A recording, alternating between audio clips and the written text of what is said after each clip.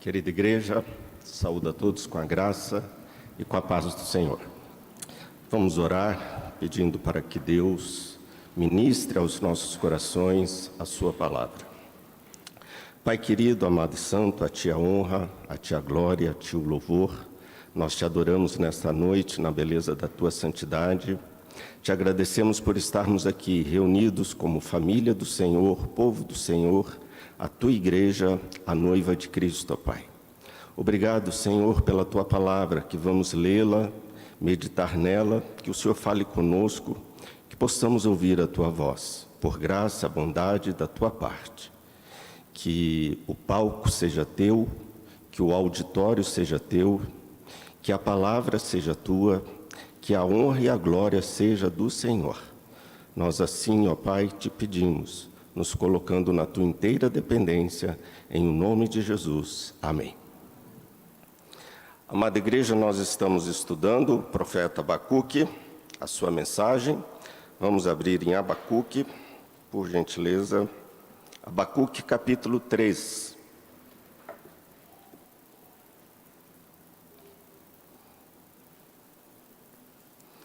Versos 1 e 2.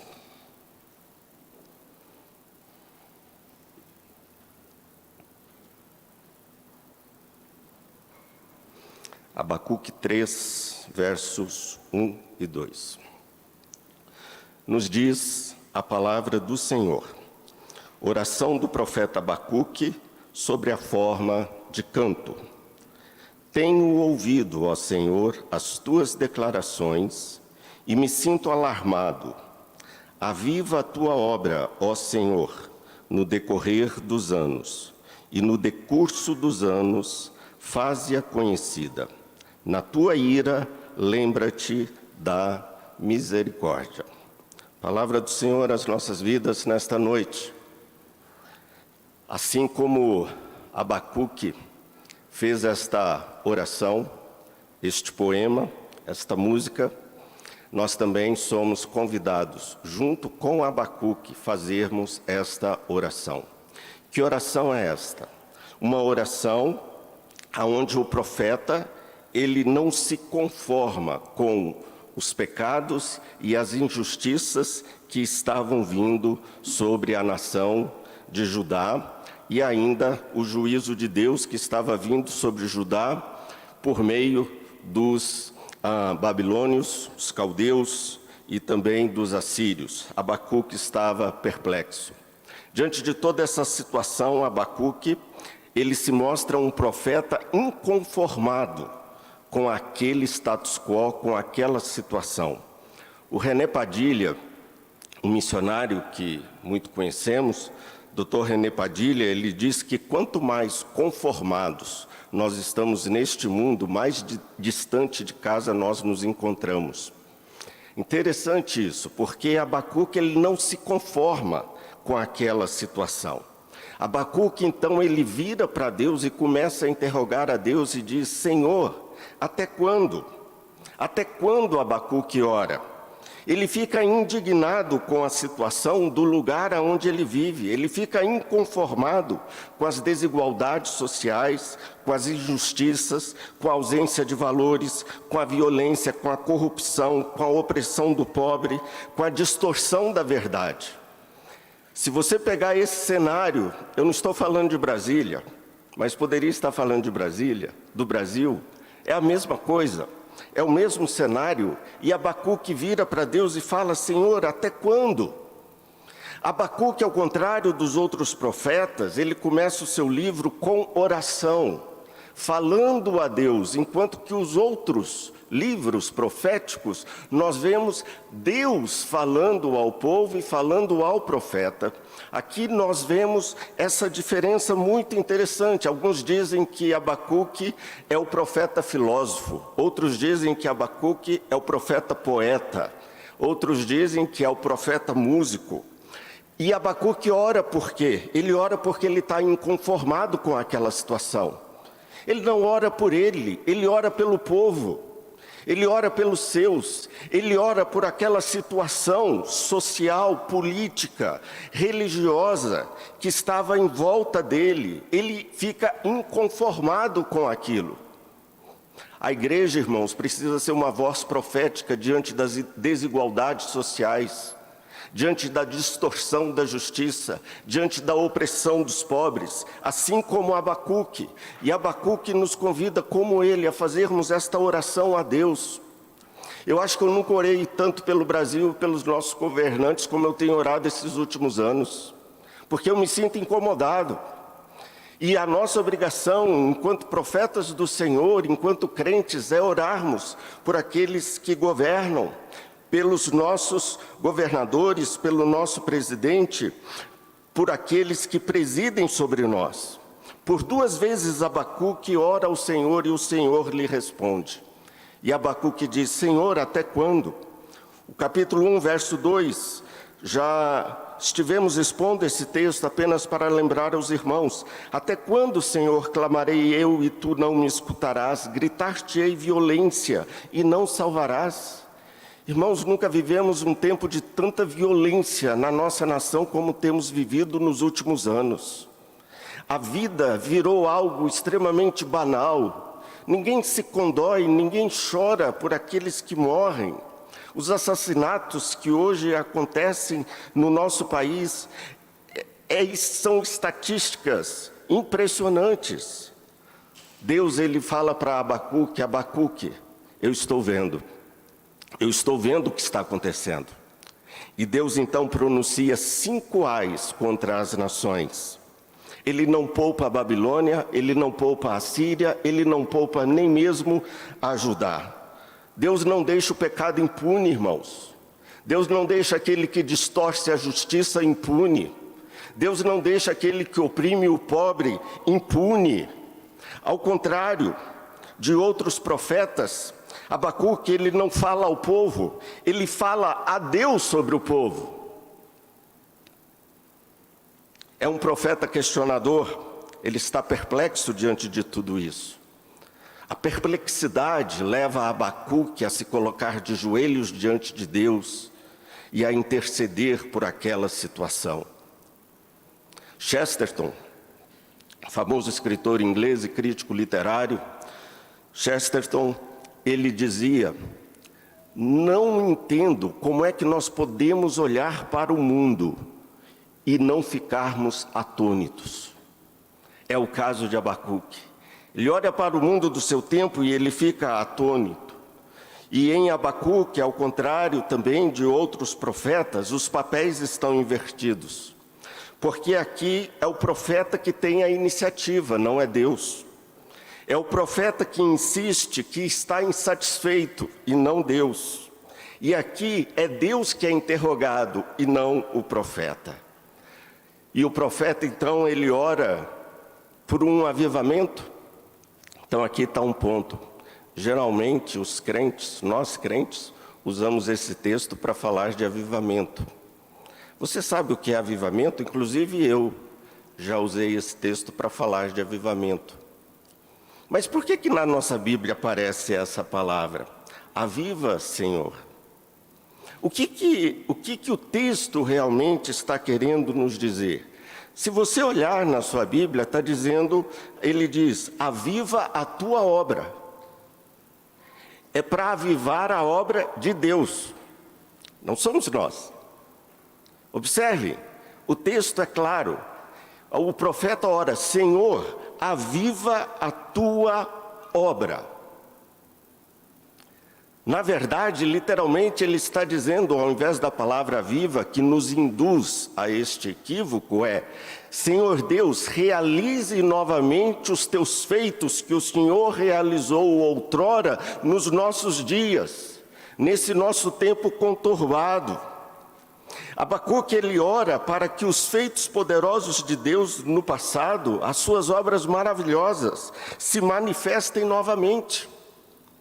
Então, o que nós temos aqui no capítulo 3? Nós temos um testemunho do poder soberano de Deus na história. E quando Abacuque, ele ouve falar dos atos poderosos de Deus na história, ele cai de joelho, ele se vê animado para orar a Deus, confiantemente em Deus, mesmo em meio às catástrofes, mesmo em meio àquele cenário sombrio em que ele se encontrava. Mas, queridos irmãos e irmãs, Deus ele responde, mas nem sempre Deus responde e age no nosso tempo e do nosso jeito. Deus vai responder a Abacuque, mas de uma forma que o profeta jamais poderia imaginar.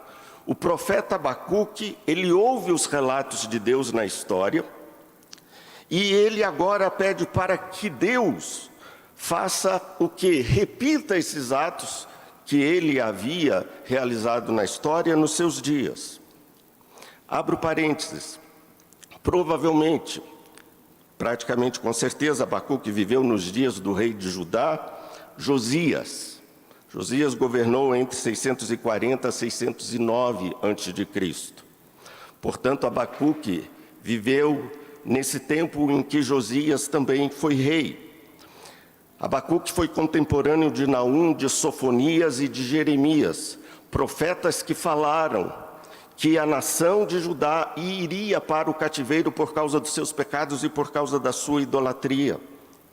Mas o profeta Abacuque, em particular, ele profetizou nos dias do filho de Josias, que foi Joaquim, que reinou entre 609 e 598.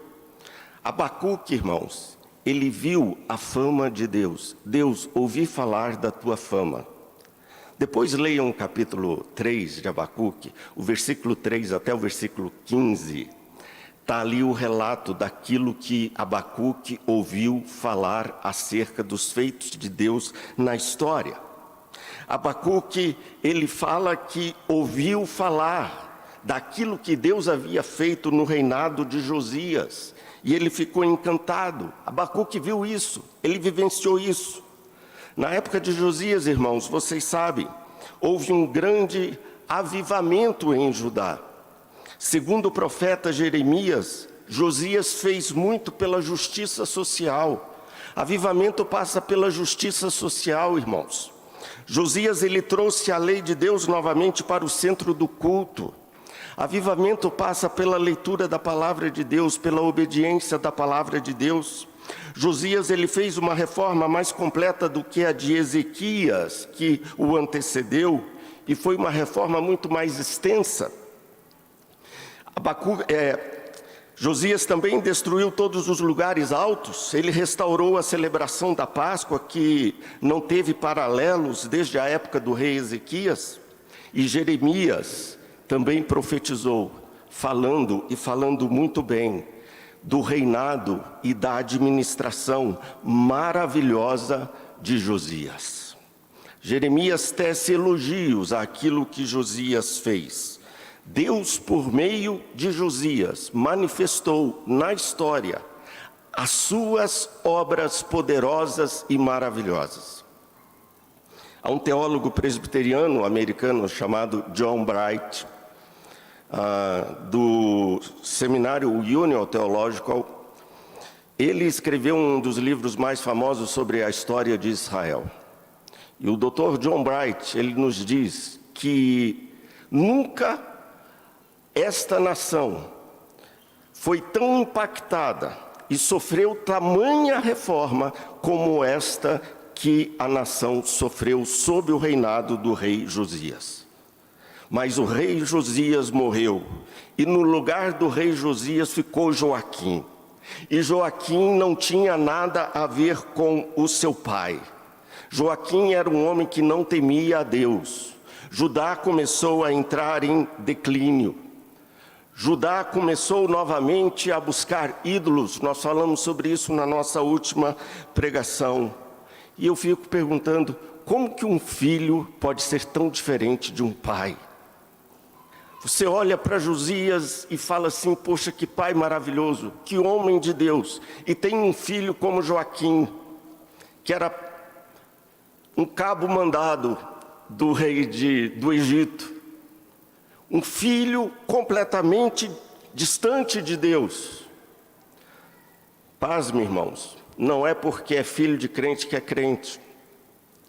Eu fico imaginando nosso querido irmão Adão e a nossa querida irmã Eva. Viveram no jardim do Éden, ouviram a voz de Deus, participaram da comunhão com Deus, mas tiveram um filho como Caim. Já parou para pensar nisso? Como é que Adão e Eva podem ter um filho como Caim? E logo no início da criação, ao contrário do seu pai, Josias, Joaquim foi uma calamidade. Uma calamidade. E é diante, irmãos, desta calamidade, da insatisfação que Abacuque se encontra, que ele ora a Deus. Então vejam aí, acompanhem na sua Bíblia o versículo 2 de Abacuque, capítulo 3. O que esse texto realmente está nos dizendo? Ele começa dizendo assim: tenho ouvido, ó Senhor. Ele tem ouvido a voz daquilo que Deus tem feito. Irmãos, Deus tem feito tantas coisas, e às vezes estamos como que surdos para aquilo que Deus tem feito. Eu fico imaginando, porque aqui os feitos, eles remontam à libertação do povo do cativeiro egípcio. O povo viu aquelas manifestações poderosas de Deus, o rio Nilo se transformar em sangue, a nuvem de gafanhotos, as chuvas de pedras, a morte dos primogênitos, todos esses atos poderosos de Deus, mas é como se eles estivessem surdos, voltavam à idolatria, voltavam ao pecado. É como se não tivessem ouvido nada. Sabe, queridos, nós ouvimos a voz de Deus quando Deus abre os nossos ouvidos para que nós a discernamos. Senhor, dá-me ouvidos para que eu possa discernir a Tua voz. Tem um salmo que fala: Senhor, tira os cacos dos meus ouvidos para que eu ouça a Tua voz. E aqui o profeta, ele se coloca como alguém que ouve o Senhor, alguém que sabe ler o seu tempo, que olha para a história. E o que ele ouve? As declarações, as Tuas declarações, ou seja, a fama daquilo que Deus estava fazendo, as obras de Deus. E ele diz: me sinto alarmado. Ou seja, diante dos Teus atos na história, diante do Teu poder, da soberania, do Deus Criador e do Senhor da história, eu tremo. Veja o verso 16 do capítulo 3 de Abacuque. Ele diz: Senhor, eu ouço a Sua voz e os meus lábios ficam tremendo e as minhas pernas ficam vacilando ao som da Tua voz. Quando nós ouvimos a voz de Deus, alguma coisa acontece na nossa vida. A oração, irmãos, é uma arma revolucionária, e quando a gente ouve a voz de Deus, alguma coisa acontece conosco. É justamente o que acontece com Abacuque. Abacuque, então, a partir do momento que ele ouve a voz de Deus, o que nos diz o texto? Diz assim: então, Senhor, aviva a Tua obra. Literalmente, realize novamente as Tuas obras que o Senhor realizou no passado, nos nossos dias, no decorrer dos anos, no decurso dos anos. Faze-a conhecida, repete os Teus atos do passado no nosso presente. Não precisamos ser nostálgicos, irmãos. O Deus que agiu no passado é capaz de agir no nosso presente. Nós precisamos apenas ler a história. É como o povo. O povo, ele esquecia todo sábado que Deus, durante todos os dias, tinha mandado maná para eles. O Deus que manda o maná hoje vai mandar o maná amanhã. O Deus que nos supre hoje vai nos suprir amanhã. Na Tua ira, ele conclui, na Tua ira, lembra-te da misericórdia. É outra parte do versículo difícil de ser interpretada. Na Tua ira, quando fores agir com ira, alguns falam, quando fores julgar, não se esqueça da Tua misericórdia. Abacuque, ele viu a glória que é o agir de Deus na história, o agir de Deus ali em Judá na época de Josias. e Abacuque quer que Judá volte novamente àquela situação da época de Josias. Abacuque, queridos, ele não vê nada do que via no tempo do rei Josias nos seus dias, justiça e paz. E aqui algo que nos faz parar para pensar. Abacuque, ele não se conforma com a situação de pecado e decadência, e ele sabe que a oração que ele faz a Deus é produto desse senso de responsabilidade diante da perversidade que ele vê na sua frente. Ele quer que as obras de Deus novamente se realizem nos seus tempos. Abacuque, então, ele vai orar, mas Deus vai responder à oração de Abacuque, primeiramente por meio de uma calamidade, primeiramente por meio de um julgamento. Vejam capítulo 3, versículo 7. Está falando dos atos poderosos de Deus na história, todos esses versículos. E o versículo 7 fala assim: diante de Deus vai a peste e a pestilência. Diante de Deus vai a peste e a pestilência. Todos estes textos que nós vamos encontrar no Antigo Testamento, falando que a peste e a pestilência vão à frente de Deus, isso diz respeito ao julgamento que Deus está fazendo às nações. Deus responde à oração de Abacuque. Deus usaria violentos caldeus e ferozes caldeus babilônicos, pavorosos e terríveis, para exercer o juízo sobre a sua nação como instrumento de julgamento sobre Judá. Peste e pestilência, pandemia, mortes e rumores de mortes, guerras e rumores de guerras. O que é isso que nós hoje estamos vivenciando na história mundial? É o julgamento de Deus sobre as nações. A Babilônia está sendo julgada. Deus está julgando as nações. Hoje não é diferente, da mesma forma, Deus está, de alguma forma, julgando a nossa terra.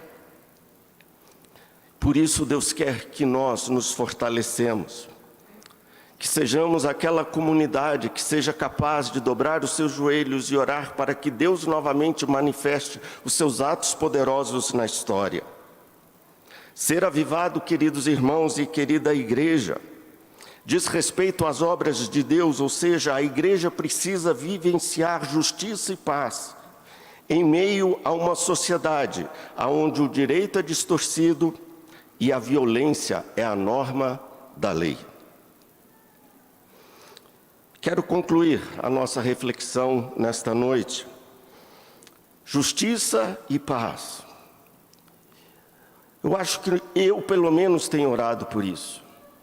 Justiça e paz para a nossa nação.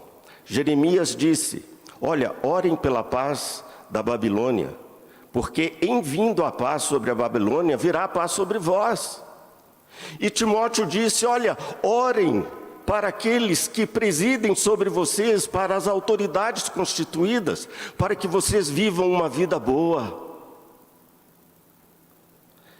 Romanos capítulo 14, verso 17, vocês conhecem esse versículo, diz: porque o reino de Deus não é comida nem bebida, mas justiça e paz e alegria no Espírito Santo de Deus. Amada igreja, ao invés de Deus mandar um avivamento, Deus manda um julgamento.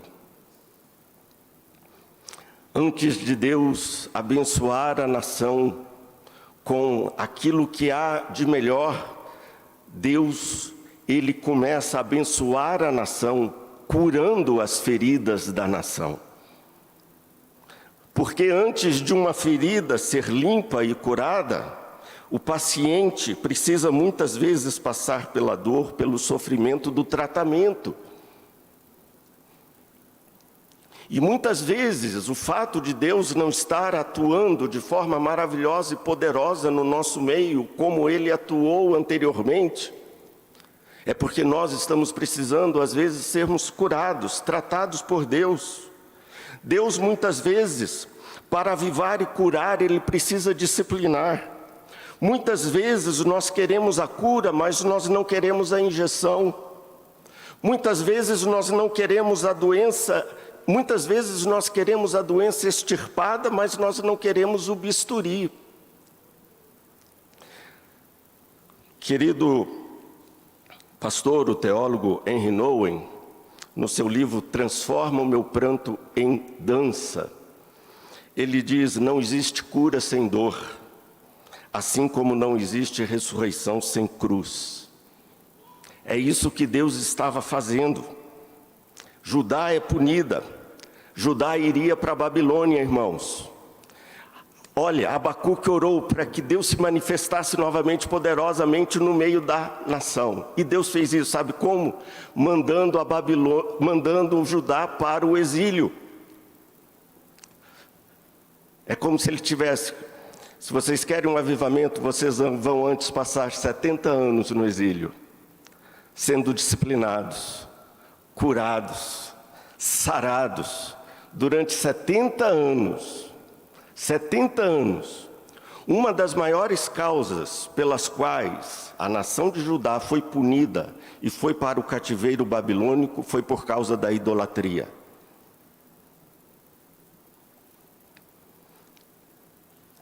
Nunca mais, depois que Judá foi para o cativeiro babilônico, nunca mais se ouviu falar em Israel sobre idolatria.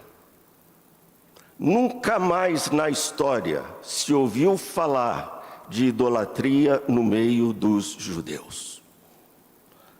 Deus simplesmente trabalhou a ferida, curou a ferida. Queremos um avivamento para o Brasil? Queremos. Que ele comece pela igreja, que ele comece pela casa de Deus, que ele comece curando as nossas feridas. O tratamento às vezes pode durar muito, mas às vezes pode durar pouco. Mas saiba que Abacuque fala: mas Senhor, na tua ira, lembra-te da tua misericórdia. Na tua ira, lembra-te da tua misericórdia. Irmãos, Deus não deixa o pecado impune. Quando, Senhor, tu fores agir, julgando, não esqueça, Senhor, da tua misericórdia. No culto infantil que nos precedeu, a leitura bíblica foi: as misericórdias de Deus são a causa de não sermos consumidas. Elas não têm fim. As misericórdias de Deus, e eu termino simplesmente com esta palavra: o justo viverá pela fé, nos diz Abacuque. Enquanto o julgamento não vem, enquanto temos que enfrentar as pandemias que a vida nos impõe, saiba, o justo viverá pela fé, pela sua confiança em Deus, que um dia o sol da justiça vai raiar, o julgamento de Deus vai chegar, Jesus vai voltar para buscar a sua noiva. Mas enquanto isso, o justo viverá por sua fé. O crente, irmãos, ele vive de fé em fé. É a fé que nos sustenta diante das pandemias, diante das calamidades, diante das situações adversas que a vida nos impõe. Deus não vai deixar as nações impunes. Citando ainda Henry Nouwen na mesma obra, ele diz: nada absolutamente em nossa vida foge ao domínio do juízo e da misericórdia de Deus. E Deus, amados, Ele é misericordioso para com aquele que se arrepende, mas Ele é justo para com aquele que é rebelde. Que Deus, quando tratar conosco, possa nos encontrar entre os justos, entre aqueles que têm dobrado os seus joelhos e pedido para que as obras maravilhosas de Deus, elas se repitam no nosso tempo e possamos aí sim, de fato, experimentarmos um verdadeiro avivamento. Que Deus nos abençoe, queridos, e aplique a sua palavra aos nossos corações, em nome de Jesus. Amém.